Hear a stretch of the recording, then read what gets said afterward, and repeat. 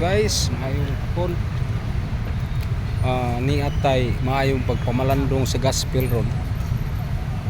So ang ato lang gospel ron mga kaigsunan, mo ang sulat sa ni San Mateo kapitulo 21 33 ngadto sa 48. Naghisgot din og usa ka sambingay bueno nata din sa kuan day mga kaigsunan, gruto sa Lourdes sa St. Joseph Parish Mabulo. O mao na ang simbahan sa St. Joseph Parish Mabulo. Nya din niya napudang dagkutanan San Jose. Kini mo na ang dagkutanan din ng San Jose na mga tao nagdagkot diya. So ato sigurong hisgutan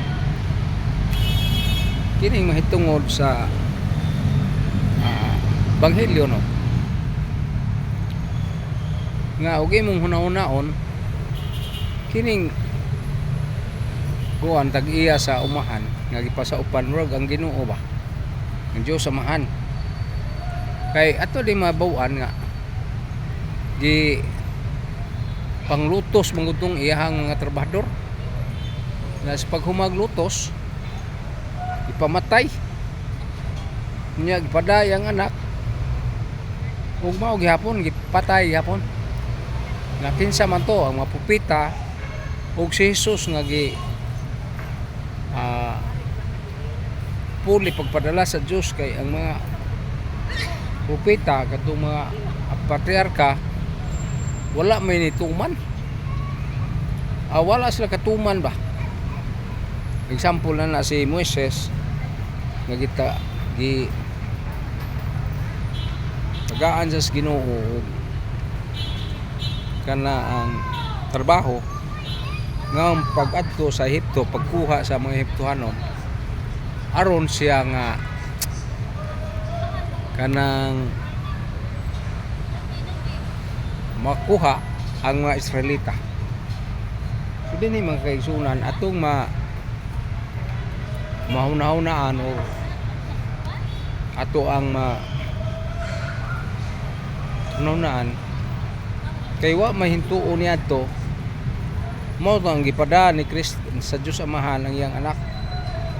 Ug unsang pagpadaha nga gipatay man iyang anak dinhi, kini nga tuning tanawon sa human aspect, tawhanon nato pagsabot mahimo man, nahimo ra man ni Kristo nga siya patyon ug niya tulo ka adlaw banhawon human na buhatan na ni Kristo mga kaigsunan. So kining Ebanghelyo naghisgot siya og turil. Kini ba ang simbahang Katoliko? Mo ni ang turil, mo ni ang usa sa mga turil nga numan kay niingon pus Kristo dahil sa San Juan kapitulo 16 nga dinha sa akong turil na apoy karnerong wala makasulod. Na kinsa ba din karnero din hingwa masulod? Pasabot ang katawhan ni Dios nga namiya o nibuwag. So mo na ato ada ba? Ngano man daghang Katoliko ron undecided sa atong pagtuong Katoliko o gawas pang undecided. Dili lang sa pag-ingon nato ba? Kulang sila og pagtuo og kahibalo. Unya dili pud sila kugi nga maminaw sa pulong sa Ginoo. Mo na nga pagdalit sa laing tinuhan o laing relihiyon, pukan na yon, kuyog sila. Mo na itong nakita karon magkaigsunan kay usa sa itong mga amigo nga si Joe, amigo ni Kuan Brad Aling Bacalso. Sa daghan niyang ma-encounter mga tao ni kay balag sa mga Katoliko daghang undecided, wa kasabot, wa mahibaw nga kining simbahan na kang Kristo, kining simbahan na mga sakramento, kining simbahan na alang giris kaluwasan.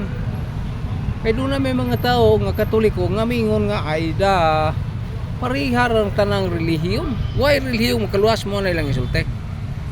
Kini usa ka na kabakak dako Ngano man diha na daghang relihiyon, nganong nagpakatao pa mas Kristo, nagtukod pa man sa relihiyon, kung atong uyunan ang ilang hunahuna nga way relihiyon makaluwas.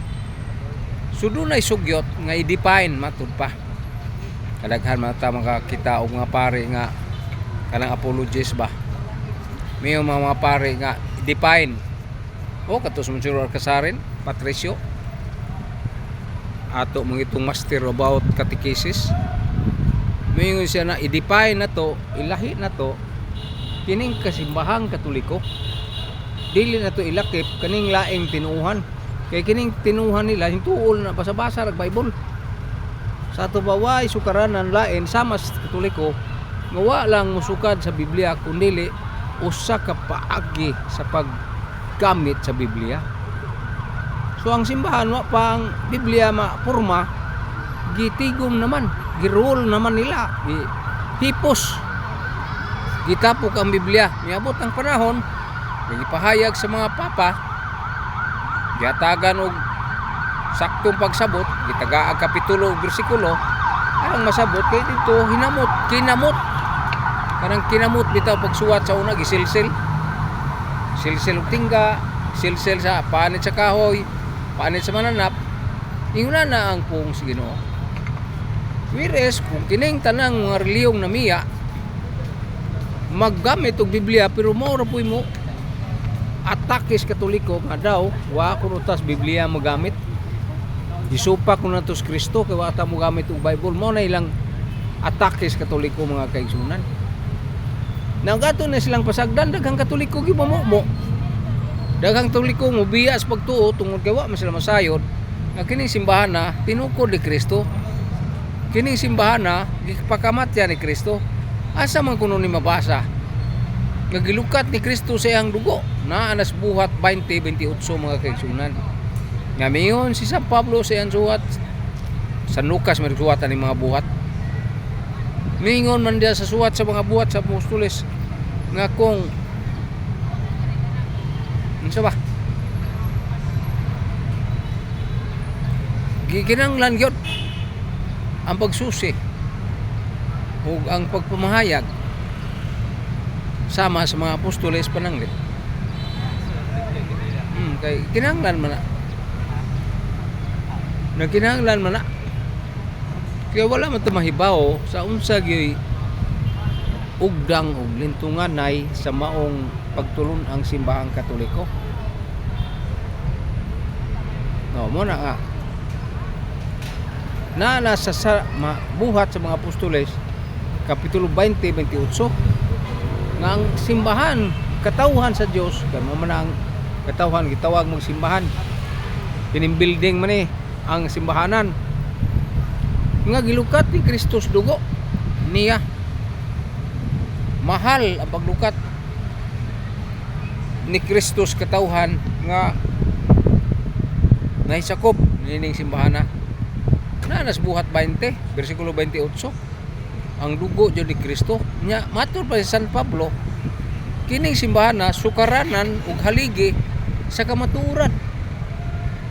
Nya, moingon raman mangutana ta pila man kamuturan daghan. Sug daghang kamaturan di na mutukma sa 1 Timoteo 3:15 ug sa San Juan 17:17. Nga ang Dios mo ay kamaturan, ug ang iyang pulong kamaturan. Mga kaigsunan. Usahay makapanglipaghong atong naong kay mingon na ay sus pasagdil na sila brad. Parihar man na nato nagtuo niya, buutan ba ni sila? Pangutanan ako, nabagoy buutan ganis Ginoo. Nga ang mga buangon may ganis Ginoo. Sa man ang buangon, mga maldito, mga tao may pagtuo. Ana, nakabig sa Ginoo, diha na sila nagpakamatay na martir. Tuwali San Agustin. Sa Hippo. Nahimo iya siyang obispo. Pero sa sinugdanan niya, wa siyang patuo siyang mama. Kaya yung papa, pagano man, siya may, yung mama may Katoliko, Santa Monica. Santa Monica, na Santos po San Agustin. Kung na itawong yabag sa kalibutan, kato San Agustin, hindi na siguro ito mabitaan. Apan yung recover, yung kinabuhi. Kay kuwa mag taong perfect, di matahingpit mo, ningkamot man tata. Apan di sa ta musugot nga i-accuse ang atong sala kanilang namiyas Katoliko kay moingon man sila na sa Katoliko pa ko ano ba? Daghan kog bisyo, palahubog, di mabay, uban pa. Daghan bisyo. Nya karong naa na ko aning laing tunuan. Born again ba, Sabadista ba, Saksing Juba ba, Mormon ba, uban pa. Nabag-o na ko, mao na ilang rason. Nya, mo pa di basihanan, dili ra ba? Nga naman si Kristo mismo nagpasalig siya nga dili tanan nga masangpit og Ginoo og magsangyaw maluwas. Na mabasa man sa Biblia sab nga miingon si Kristo nga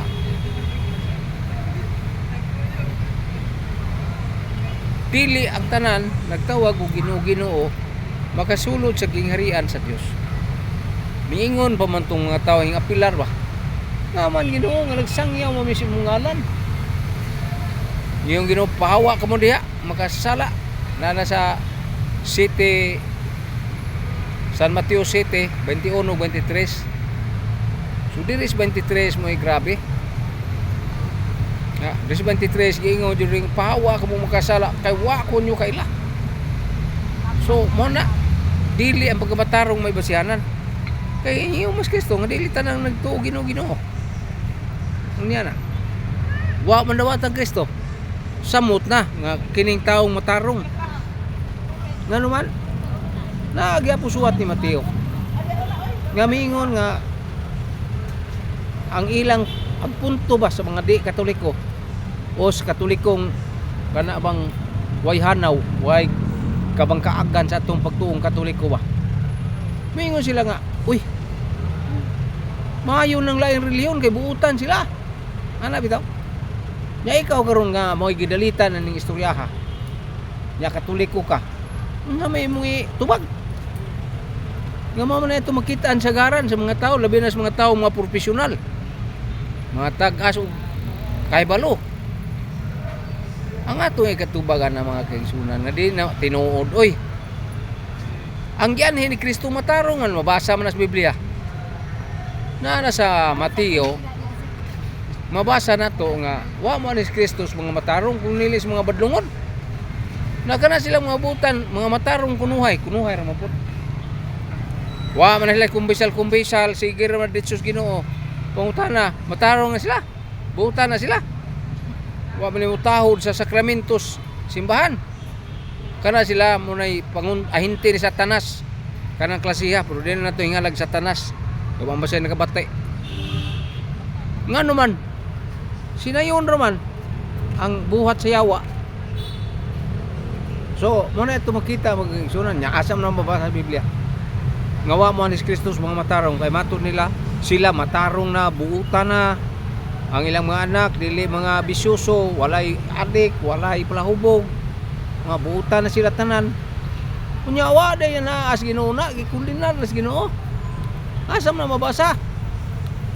Diya sa Mateo gihapon mga kaigsunan 9. 12 ngadto 13 mga kaigsunan. Unsa may gisulti niya na? Miingon ang sulti din na nga wa man ko mo. Unsa man na? Wala man ko ang way sakit, wa man kinahanglan doktor. Kundi kadto lamang masakiton. Nya sunod niya na miingon nga wa ko manhis mga matarong kundi lis magkasala. Entonces kung giakyos niyang Katoliko, ang Katoliko di may gianhis Ginoo. Dili silang mga born again, mga protestante. Nga naman buutan man sila. Matod nila, mo man isulti nila nga nabag-o na ko kay ni ako sila yung tinuuhan, nibiya ko sa Katoliko kay ako dautan. Ang iyang ipahid sa Katoliko mga kaigsunan. Unsa man na self-serving. Nagdaig-daig sila sa ilang kaugalingon mismong tinuuhan nga namiya des pagkakatoliko mga kaigsunan. Hilasan na ko may lihampak ng Bible sa naong nila. Kung may mo pa, kung di ba sila mubaos ba? Kung ito mong Bible ba, ipuspos sa ilang naong, aling kayo musukol, magudsan. Kung di lang yung musukol, mayo ginaon. Grabe gina ilang mga atake bitaw. Mo na nga di ko laman kay sila mga matarong na nya gikan sa Katoliko. Mo na nga tong tubag mga kaigsunan. Ang tinuod ang mga dautan tao mo'y gianhis Ginoo. Ang daotang tao mo'y gi panlanginan sa Ginoo. Kadtong mga matarong iyang gisalig matarong na to. Nya kini mga laing pundok, laing relihiyon nagpabutan-butan. Importig baboy pagkaon di na mo kaog baboy. Kay kuno buutan lagi. Mo man ato makita ba? Nya moingon nga kamong Katoliko mo nagsupak-supak sa Biblia ug sa ni Kristo. May masinupakon na ni kining Katolikong nagtuman sa simbahang Katoliko o kining Katoliko o kining mga di Katoliko. Ta akong tanaw mo pabor yung Ginoo sa Katoliko oy. Ngano man ihagod ning simbahan. Nya kalang laing simbahan di guna tinukod ni Kristo, tinukod ng tao. Na Iglesia ni Kristo, Felix Manalo. Na Iglesia Mormon, kan Church of Christ man na. Mormons. Nya Joseph Smith. Nya kaning Saksing Jehovah, Tisa Russell. Nya kining Sabadista si William Miller, nya sagop ni Ellen Goldwhite. Nya silang tanan nangamatay na bahaw, wa mabanhaw. Asa man ta sa nabanhaw ug nabahaw? Ari jud ta sa nabanhaw nga mao si Kristo. Ngano man sigurado niyang simbahan basta magtirarong lang tag binutan. Mga kaigsunan. So hinautan initong gamay nga paghisgot-hisgot no.